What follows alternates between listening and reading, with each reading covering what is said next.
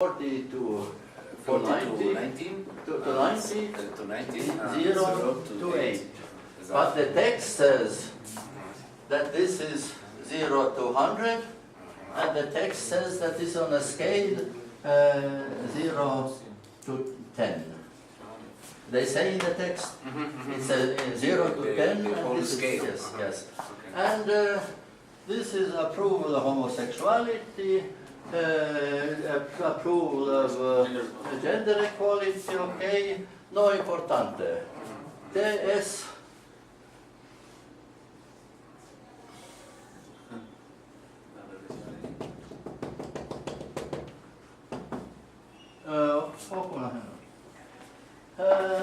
asistentes, por favor.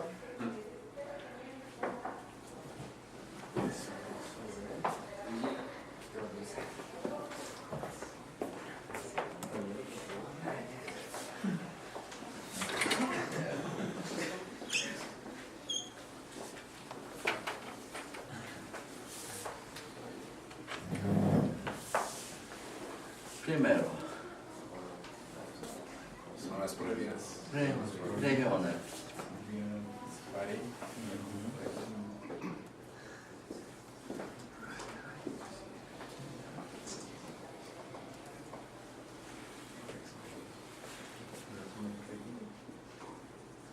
No. El cuadro.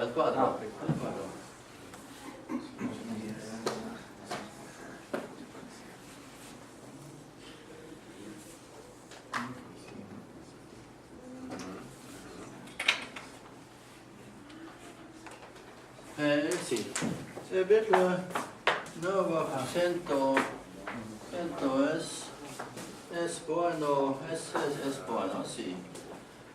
And if people are very intolerant, they are probably intolerant in both directions. So yes, this triángulo. Anclaje, punto de anclaje. Punto de anclaje y otro.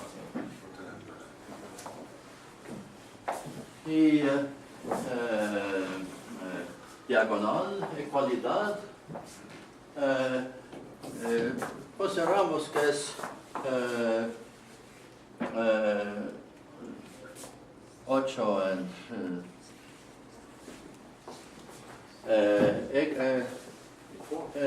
diagonal. Diagonal, sí. Sí, diagonales aquí, centro es aquí, diagonales sí, diagonal es aquí. Bueno, y la curva, este. Sí. Sí.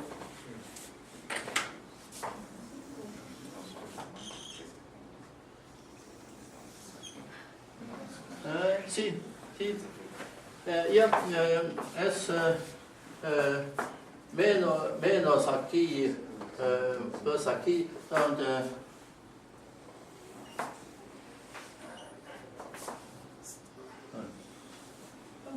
muy bueno. You see, they had the straight line, but look at it. It has the curvature. And why does it have the curvature?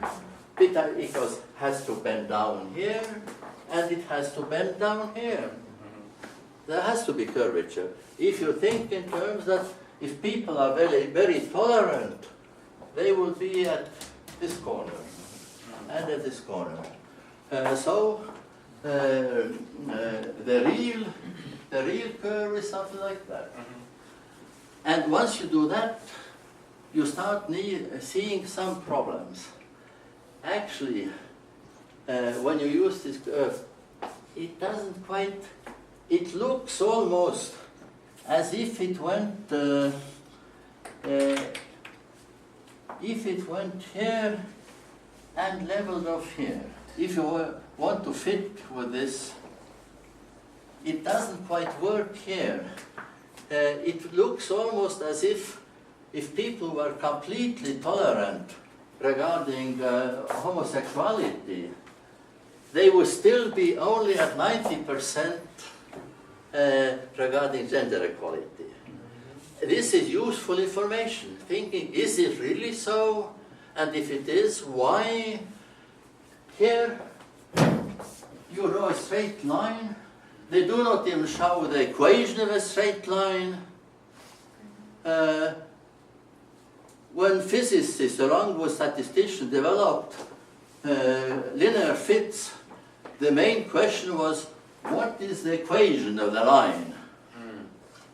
Social scientists do not even show the equation of the line.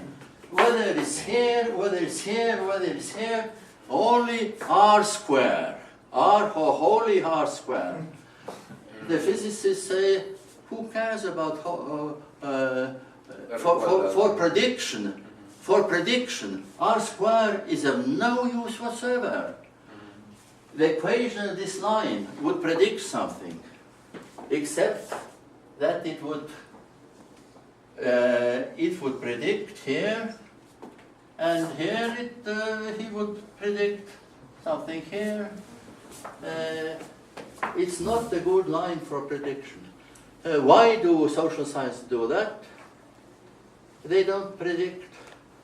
One professor this summer gave a lecture in my home university in Estonia on methodology in comparative science, politics.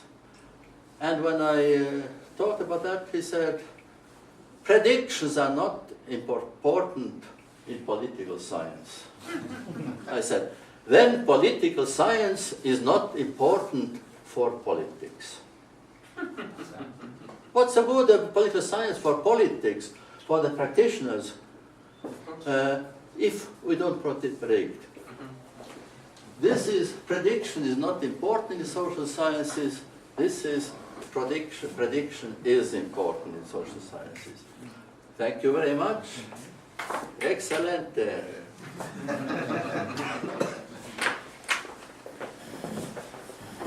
Next one, Professor? Yes. Okay. And tell me when it's time to finish. We We will not finish all No, we this. have plenty of time, so we have at least 1 hour. So feel free.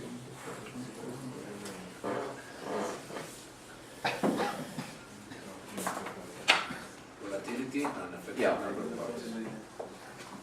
Well, for those who are yesterday, we can bypass it. It's exactly what we showed yesterday.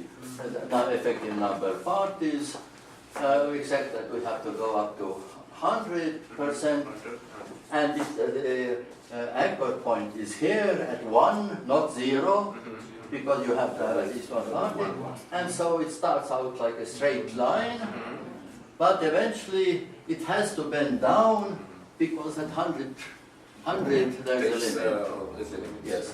So, and this is actually the actual Indian states. It's the Indian states data.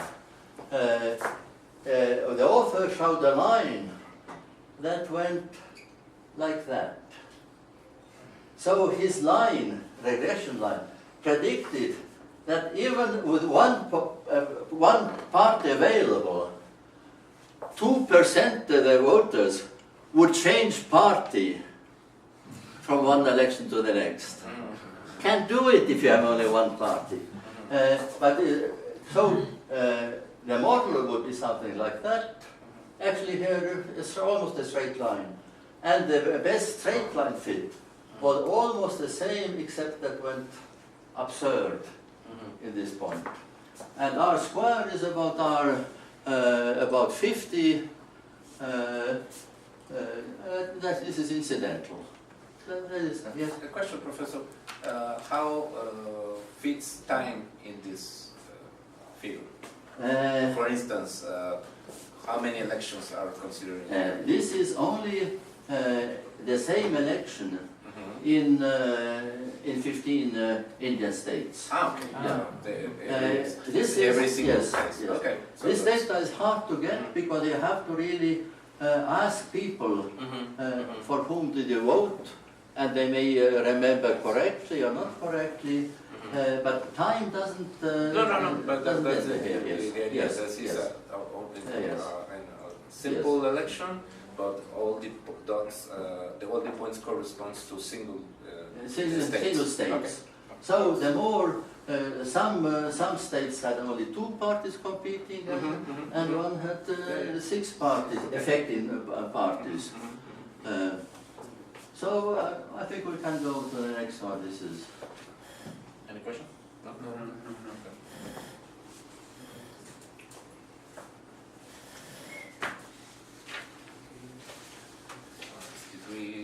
Relationship between federalism, decentralization, and cabinet structure in 1961. All right. Yes, mi amigo Arendt Leibhardt. The good Arendt. The good Arendt. The good Arendt. 1 up to 4. 1, 5, 2, 5.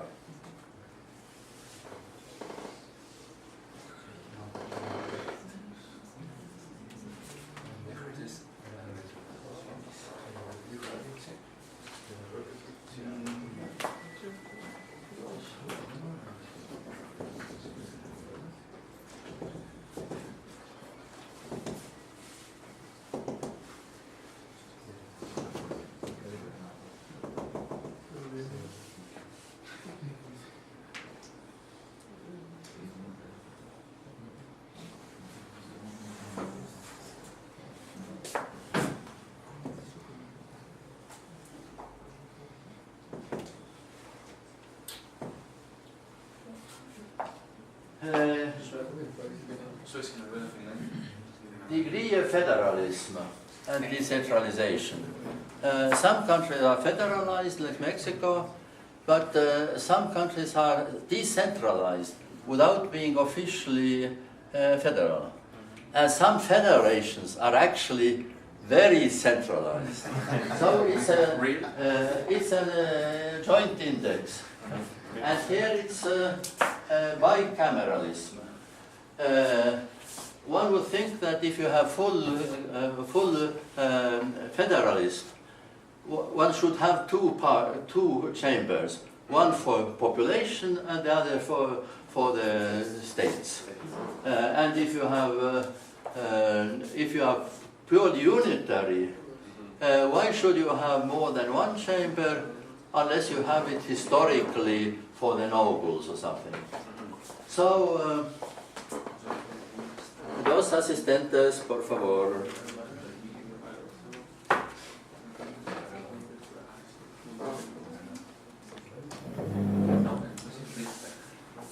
Dos asistentes, por favor.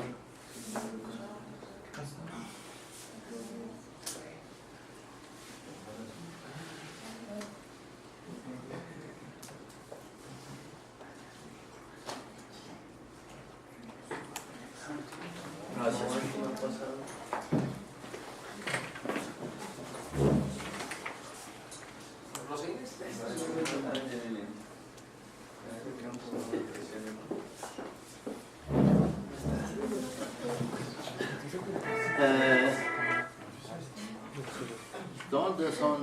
¿Dónde es región prohibido y aprobado?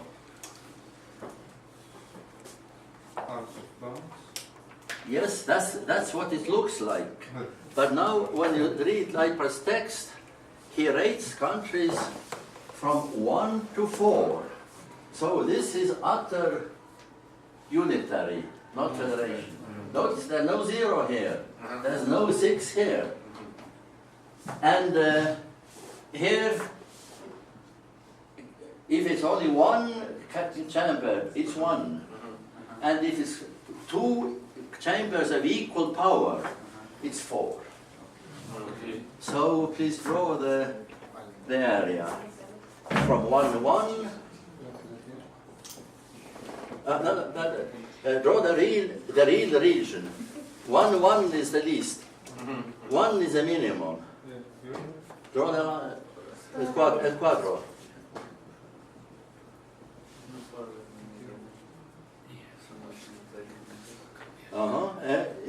Aquí, 5 is the maximum. 4 and 5. Yeah. And now draw it from here on a full line. Not here, this is me, from here on. Full line. Stop! Stop! Well, here it looks like almost all the countries are in the center. Yeah. Now we see that these countries are at the minimum, 1, 1. These are the maximum, 5, 5. The whole picture changes. And I asked Arendt, why did you draw it like that? He said, I hand drew first my graph. I did like that. I gave it to a draft person. And he felt it like it looked better like that. Like with a golden frame around the picture. And see, it was awkward to draw a line through those points. So he drew the curve. And so Arendt did the right thing, but when the draftsperson did the wrong thing, Arendt didn't object. But this is so, now mark off that all this is forbidden. Mark it off. Yeah, see. No problem.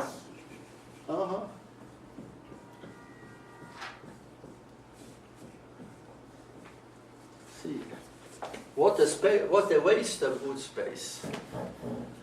Are there any anchor points? Any anchor points on Klahem? Here? Here. Triangle. Triangle.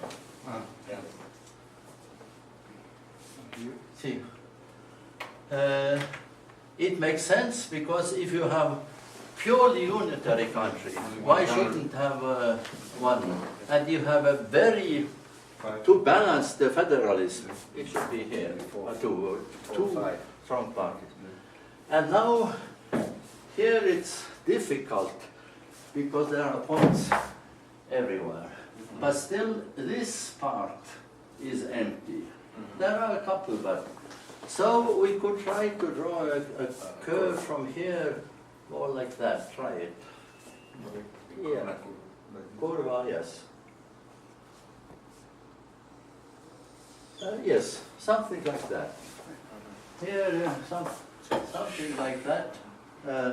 And the best fit line, again, the best fit is not best, it's nothing. There is one thing that most political scientists don't know.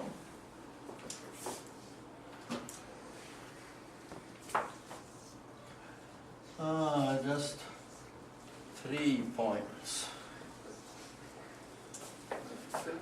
If you draw the best, what is the best fit line for these 3 points?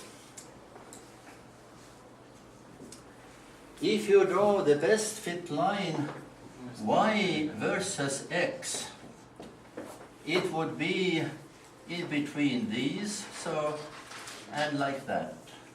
Because the idea is that this square, these squares should be minimized. And when you make it center, it's this. But if you make a regression x versus y, then we look it from this direction. And now we should balance these two. And this is alone. How many of you knew that regressing x versus y and y versus x lead to different lines? Anyone here who knew it? No. And I'm sure that most of my colleagues at UCI don't know it.